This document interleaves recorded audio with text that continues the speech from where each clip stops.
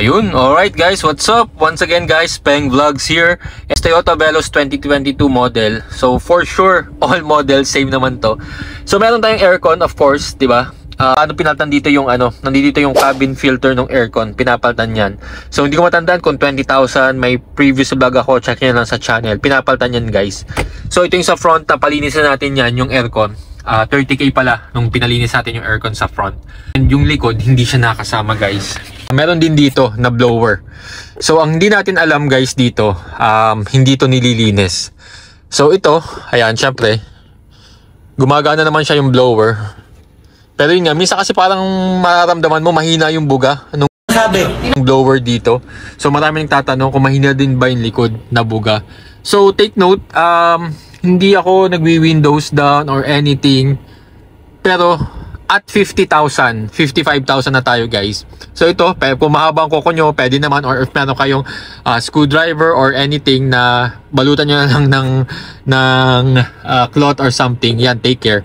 So yan, kahit itry ko, ang hina ng buga, tas parang ang lakas dito kasi nandito yung blower guys. So ayan, patay natin. Pero kahit naka-on yan, so yan, yung kuko natin, pang alis lang. Kaya natin i-remove to. DIY to guys, DIY lang, kayang-kaya. So yan, kita nyo naman guys, parang, ayun no, dumi yan no? Damn! Parang sa aircon na filter, diba? Nililinis natin at least every month, every 3 months, nililinis natin siya daily. Yun yung mga DIY natin. So dito sa Veloz, pwede pala natin siyang gawin. And serious? Ayan guys. So if titingnan ko naman dito, so medyo malinis naman siya yung blower niya.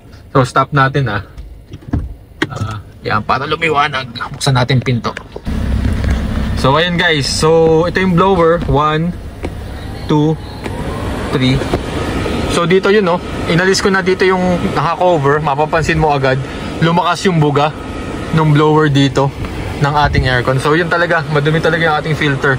And ayan, kitang-kita nyo naman guys. So yun no, grabe kadiri. So linisin natin, DIY lang. So patayin natin tapos. So ayan guys, may pang blower kasi tayo. Sana all. So ayan, linisin natin yung sa filter. So ini-imagine ko dito, siguro any direction will do. Dandahan lang. Hinalayan na natin yun.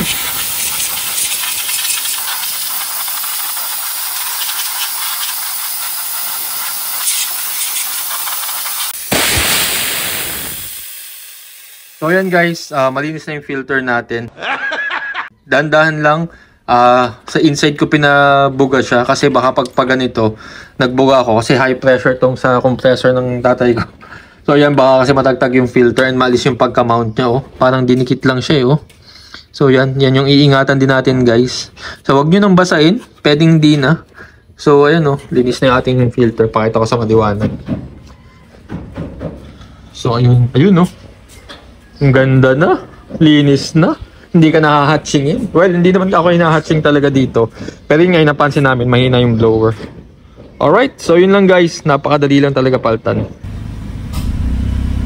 Alright, ayun guys. So malinis na guys, DIY lang. So kayang-kaya nyong gawin. Napakasimple. So yan. Yung mga gantong ingat na lang pag alis kasi yung mga clip importante yan. Baka hindi nyo maibalik ng ayos. So ayan, di ba? So pag inona natin, di ba? So yun, malakas ang buga. So malinis na. Kasi talagang kita nyo naman guys, 'di ba kanina? So yun lang guys. So once again guys, maraming pwedeng i-DIY kay Veloz yung mga ganitong bagay. So ayan, sharing my knowledge, and then ayun nga, if you want more Veloz experience and video, please follow me for more. Alright, so once again guys, thanks for watching. Please like and subscribe.